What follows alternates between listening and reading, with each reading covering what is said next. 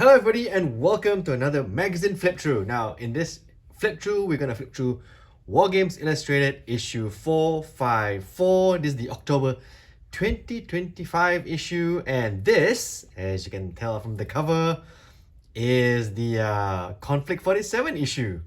Now with this issue, you get you either get the US Fireflies or the Axis Stahltruppen. Now mine, the one I got was the Stahltruppen.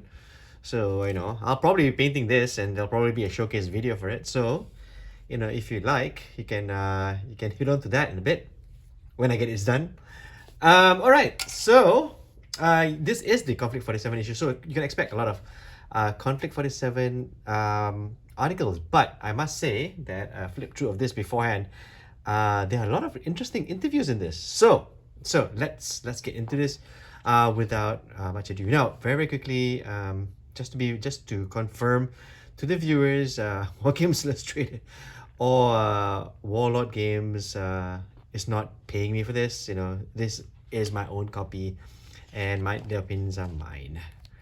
All right. So in the editorial, the editor says yes, this is a collaboration with Warlord Games, and this art is from Warlord Games, courtesy of Warlord Games.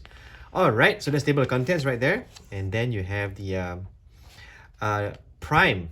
Prime is basically the cover without any of the all these bits over here. If you like stuff like that, yeah, consider getting the Prime. Or there's also the mobile and the e version. Okay, moving on, we have observation posts.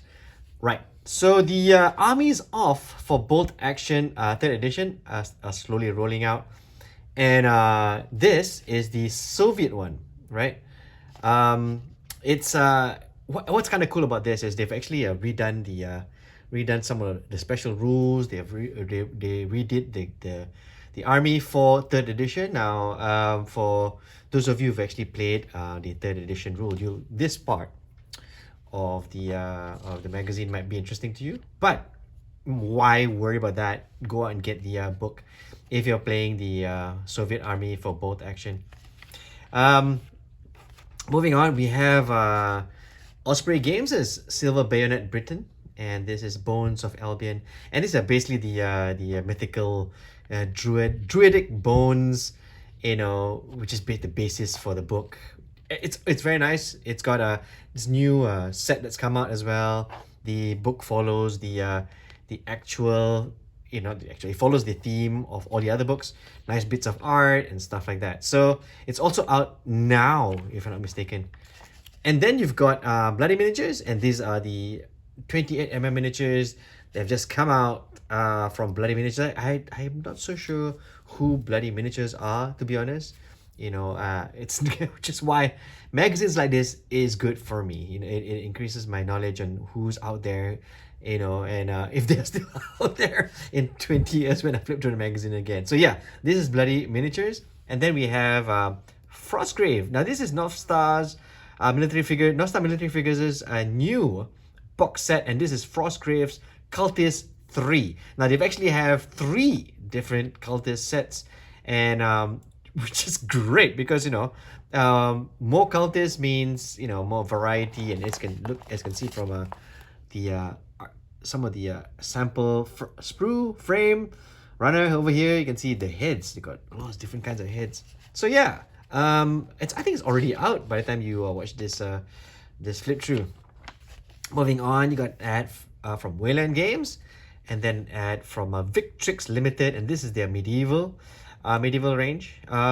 We have had some of these miniatures pass through the store, and they look really, really nice. I mean, if you're into the medieval knight thing, mounted knights and stuff like that, and foot sergeants, this is definitely the kit for you. Moving on, we have Domsor's release radar. This is another part of the magazine I quite like. It's got all this video variety in it, which I quite like. Starting off with the field gate. This is a debris of war, and this is a field gate. This is a metal field gate, so that's interesting. Usually, most of my fences come in plastic. So there's that, and then there's Mardev, and they got all those different radar bits. It's kind of nice because they numbered it, and there's actually a what it is and stuff like that, which is kind of cool.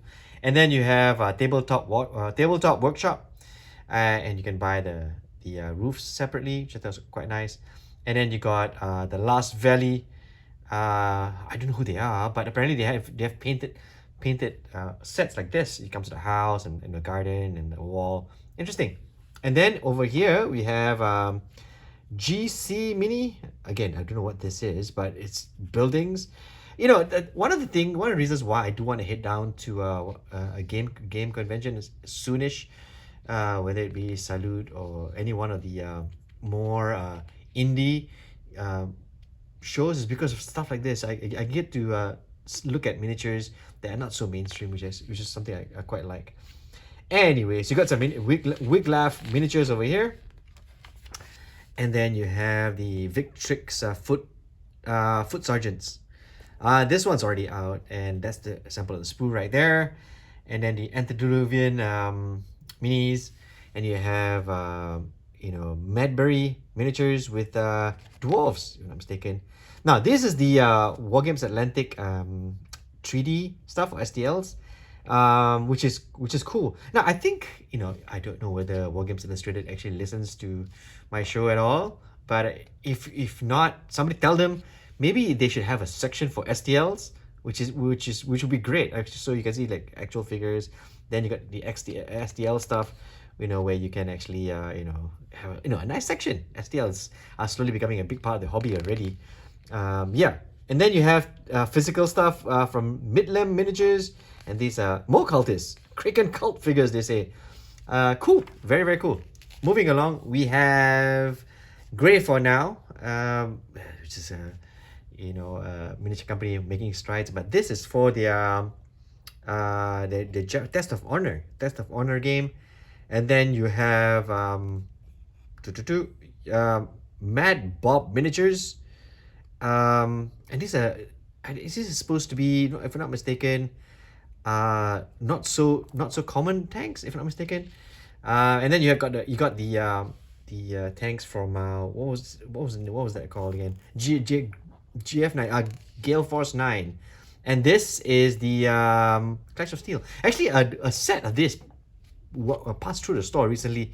I didn't get a chance to properly look at it, but this apparently is more what if the war had lasted a bit longer, and all these different tanks got a chance of play, which I thought was kind of nice. Then you've got Kickstarter bit over here, which is, according to to Domsor, the writer, it doesn't make sense for a magazine to do a Kickstarter feature, but it's kind of nice that they did. So Bat Squido Games have got this women of World War II resistance, which I think is a nice set. I mean, Bat Squido Games, man, they have some really nice miniatures. If you haven't, go check them out. Right, over here we got an ad for the Silver Bayonet Britain, Bones of Albion, as we did that much earlier. Then you got First Corps with their 28mm. It says here these are the armies and enemies of Greece and Rome. Very nice. It's always nice to have chariots with like 4 horses for heavy chariot. Okay. So this is the first of the Konflikt 47 articles, and this is also first of the many interviews there are in this magazine, which is why it's kind of cool that they put it all like this. Because wait, let me just tell you what it is. So these are design notes for Konflikt 47, and when a new game comes out, I'm always very curious about the work that goes behind the scenes. And when the designer talk about, the game is kind of cool. Even like and then the magazine helps out by breaking down who the heroes are, who the horrors are, what the monsters are, the mechs. But mostly it's the thoughts behind Konflikt 47, and this is, I think, Warlord Games' big project this year that they want to push. Man, check that out. Actually, this reminds me of that Warzone Resurrection. Was that Capital Walker with the plane on the, I can't remember what it's called. But yeah, it looks like it. But man, that's a nice looking figure. Anyways, the board, man, even the board looks very grim dark-y, if I may. Anyways, this is the interview, the design philosophies behind it. As you can see, it's 1, 2, 3, 4, 5 pages worth. So that's a lot of interview, a lot of background. And then you have Conflict 47, an ad for that, and the Axis Starter Army and the United States Starter Army. This is this is samples of the figures they're gonna get inside. This is what you're gonna get if you had gotten the frame. I think this is the Stahltruppen. Yeah, could be. I think it is. Okay, moving along. The next article is Painting Victrix's Late War German Infantry and Heavy Weapons. Now, this bag from Victrix is kind of popular actually, because I was kind of surprised, you know, how many folks want a piece of this simply because of the weapon loadouts, right? But what's kind of cool about this article is it helps you to take the set and you know, take it one step further. Stuff like this. No, there's a little like a V-Nay thing happening. Don't look at that. It's pretty graphic. But yeah, it's got this V-Nay thing happening, and then basecraft. Come on, you know, I like articles that work with basecraft. Why? Because, you know, doing bases for miniatures is just as important as painting the miniatures themselves. And it's nice that, you know, there's pictures showing step by step, and as you can tell, you know, people doing bases should really put a lot of variety of different textures onto their base, and this is a great example of that. There you go. What a great result. Next up, we got Cultural Experience, and this is Lawrence of Arabia, Jordan, and the Arab Revolt, which is basically tours, if I'm not mistaken. And then you got the cover mount. Now, unfortunately, the freebie frame here is the Fireflies. I got the Stahltruppen, so you know, I was kind of sad. Oh man, I was kind of hoping for this to be a part of the painting guide. But if you've gotten the Fireflies, you can actually use this as a guide. And then I saw this bit over here. So yeah, there's a YouTube article to paint that. So I'm pretty happy. I'm pretty happy. Yes. Okay, moving along. Dragon Rampant second edition is here. It's actually out by the time you watch this video. October 2025. Dragon Rampant has a second edition. It's amazing. Then you got World War II in 156 scale Rubicon models. If you haven't built a Rubicon model, I do recommend it. It's quite nice to build one. Okay, this is part 2. This is the Battle of Aliwal 1846. Now, in the previous flip through, I did talk about this, not knowing what it was. I did read a little bit about it, but this article is about the hobbying part of it, and they talk about doing the buildings, you know, doing the trees, you know. Look at that. You've got you know, a little predator on the tree right there. You know, not the alien predator, but you know, that one. And then you got like building mosques and stuff. So this is the hobbying part of the table, which I thought was kind of cool. And then you go wildlife. Yeah, there you go. Anyways. Next up, it's Hind Figures Limited with an ad. And then painting the Weird War. This is another really good interview, which I totally appreciate that they put in. That's the Stahltruppen, if I'm not mistaken. And this is an interview with Kirsten Williams, and she's supposed to be the person who's leading the painting studio.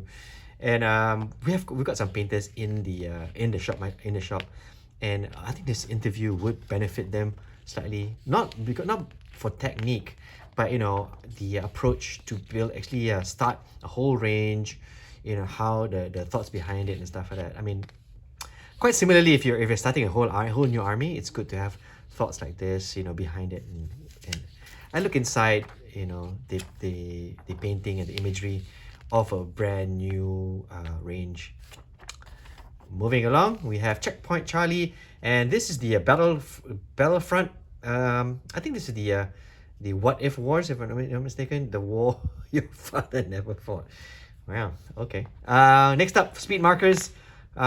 This is from Deep Cut Studio. I've yet to get my set, so I can't really talk about it very much. But man, they've been pushing this one quite regularly in the magazine.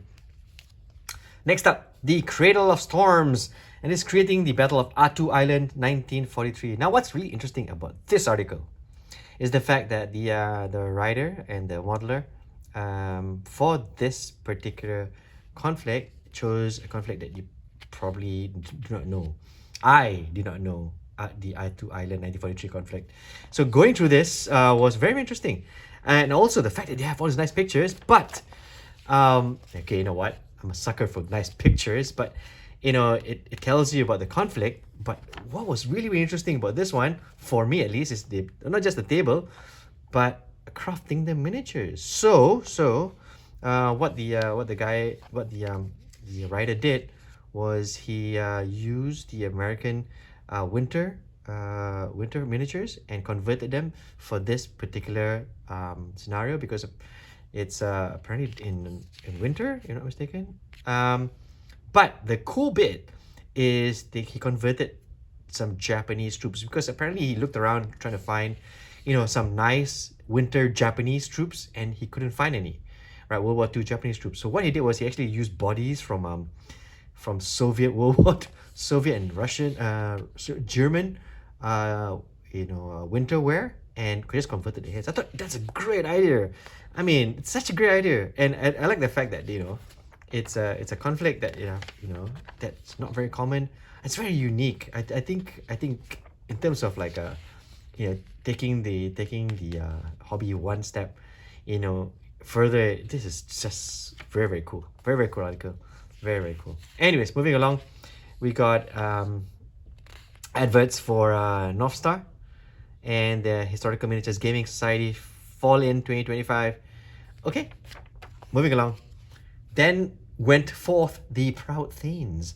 This one is the 2025 Malden Day Battle Day. Okay, so I think this is the game that they had, and putting it together, which is quite nice. The order of battle is right there. Some pictures of the table, folks playing as well. Very, very cool. Moving along, we got the Frostgrave 10th anniversary Q&A. Man, Frostgrave is 10 years old. Wow. And it's kind of cool, and it's good. It's a good reason to celebrate. And having an interview Q&A, with the writer and the editor is kind of cool. And where else would you get an interview like that if not in a magazine like this, or perhaps on YouTube? But I prefer like flipping through stuff like this. Okay, anyways, next up, the Flower of Chivalry, and is Wargaming the Battle of Bouvin, 27 July 12, 14. So James Titterton and Dean Heathcote apparently are authorities on this particular subject, and they decided to play a game on it, recommending to use, if not mistaken, Hail Caesar and DBMM.